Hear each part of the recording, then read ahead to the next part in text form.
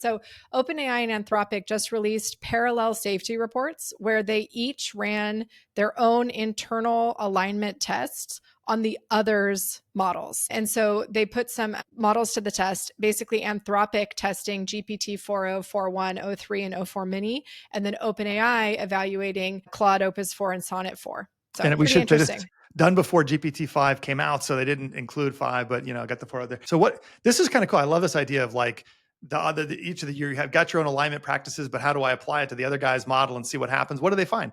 Well, perhaps unsurprisingly, Anthropic has always sort of like touted itself as being safety first. Anthropic found that GPT's safety protocols didn't always pass muster. Interestingly, OpenAI's O3 had the strongest sort of aligned behavior, but the newer models like GPT-4 and GPT-4.1 were more willing to sort of cooperate with the harmful requests and trying to break it.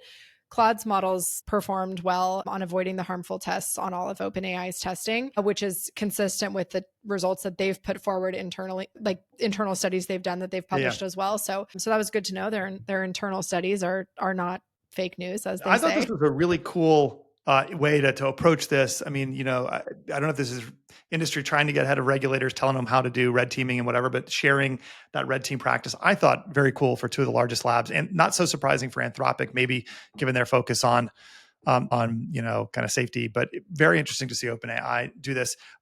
Were there anything else interesting you took away from watching this or seeing the results? Like anything other than like OpenAI was it didn't surprise me that the thinking models did a little better job. Like they're generally better able to align with users' requests and therefore system prompt and generators requests. But what else did you see in here? Yeah, I think you see the sort of in the wild trade-off that actually model developers are having to make between speed and user expectation and safety and all this stuff. And specifically what I mean by that is that OpenAI, relative to the Anthropic models, OpenAI will answer more questions more quickly, but it also comes with the trade-off of higher hallucination rates. So they get more answers wrong. They also get more answers right because they just answer more questions. And so that is an interesting trade-off where like Anthropic has, they've chosen to be the sort of safer model, but it's going to come with sort of a more limited universe of stuff that it's willing to answer. OpenAI will answer pretty much anything. It just won't always be right all the time.